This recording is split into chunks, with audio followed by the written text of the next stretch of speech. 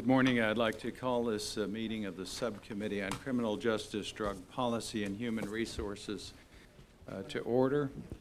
This morning, our topic of hearing is hepatitis B vaccine helping or hurting public health. I'll begin this morning's proceedings by reading my opening statement, yield to the minority for their opening comments and other members who may join us. And we'll proceed to our four panels this morning, and I'm sure probably into this afternoon. Public health, including vaccine safety, is critically important to our subcommittee. Our subcommittee, which is today exercising its oversight responsibility for the Department of Health and Human Services, is committed to ensuring that our national immunization policies and programs are functioning properly. The Centers for Disease Control and Prevention, CDC, and the Food and Drug Administration are federal agencies primarily responsible for immunization policy and safety, and will be sharing their expertise with us later in this hearing. There's no doubt that immunizations have greatly improved the public health in our country. Smallpox has been eradicated, and cases of polio, tetanus, and diphtheria are today very rare. These are great victories for our public health system. Unfortunately, however, and tragically, the history of immunization shows that sometimes vaccinations do injure a child or an individual rather than inoculating them. That's why Congress created the Vaccine Injury Compensation Program in 1986 to compensate those who've been harmed by a vaccine. My colleague, the ranking member of our full committee, the gentleman from California, Mr. Waxman, who I hope will be joining us shortly, and my brother Dan Mica, who was then a member of Congress from Florida, worked to successfully enact that law. Oversight of that law and program are, I believe, very important congressional responsibilities.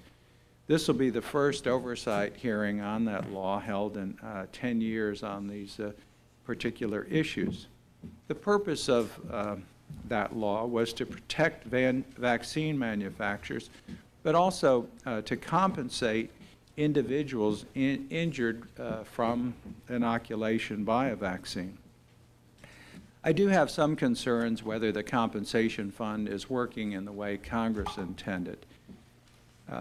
And we will discuss that today and possibly at additional hearings. The Department of Health and Human Services has issued new rules making it harder to be compensated, so that while there is over $1 billion in the fund, only a fraction of that was awarded last year. The vaccine experience in the early 80s also demonstrates that when a pattern of injuries from vaccine emerges, that the vaccine can be made safer. The crises in public confidence in diphtheria, tetanus, pertussis, DPT as it's commonly known, that vaccine, that particular crisis led to creating the compensation law, also resulting in manufacturers creating a safer vaccine. Today, what's termed the whole cell vaccine that caused the controversy is coming off the market and has been replaced by a safer vaccine called the acellular vaccine.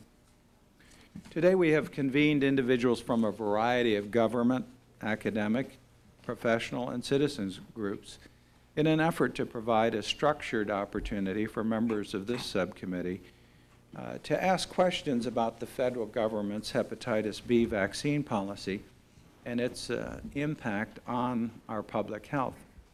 I want to make very clear at the outset that the purpose of this hearing is not to scare parents away from immunizing their children. That should not be the result of today's hearing.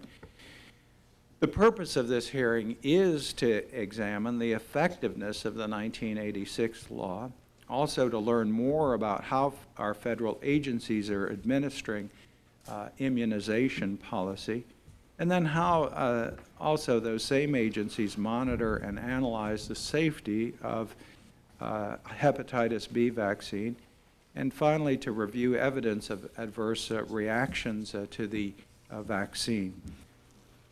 Hepatitis B virus is certainly a very serious disease. We'll hear today from witnesses who have experienced the terrible effects of this disease. In 1996, the CDC reported 10,637 new cases of hepatitis B, 279 cases of which affected those individuals below the age of 14. The CDC estimates that 4,000 to 5,000 people each year die from hepatitis B-related liver disease. To combat this disease, the CDC issued guidelines in 1991 recommending that every infant receive hepatitis B vaccine. In 1995, the CDC recommended the routine vaccination of teenagers. The FDA first licensed a plasma-derived hepatitis B vaccine in 1981. In 1986, the FDA licensed the first recombinant hepatitis B vaccine, meaning the vaccine is first genetically engineered. Based on CDC recommendations, now 42 states mandate that children be vaccinated before entering kindergarten. 20 million children a year now receive some type of required vaccine. Almost 90% of all children in this country are now immunized.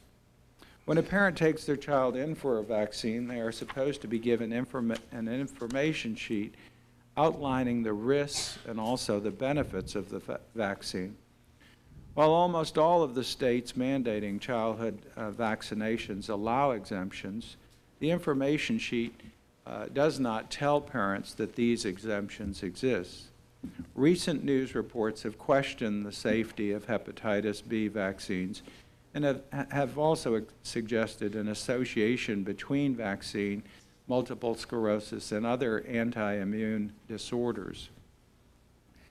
For example, I'd also like to point out I've seen a report in New Hampshire. The 48 reported adverse reactions to the vaccine in children aged 1 to 10 in recent years were 16 times greater than the cases of the disease. There were 3 cases of the disease. It was reported that there were 4 times as many child deaths, 11, as there were cases of the disease. If this is true, I think this information is quite shocking. We'll hear more about these statistics and some of the researchers that have been involved in these, analyzing this particular series of cases and state it during the hearing a little bit later in our testimony. Is it possible that the preventive measure for this disease is riskier than the disease itself? We must ask ourselves that question. But our job today is not to prove whether or not this vaccine causes illnesses or death.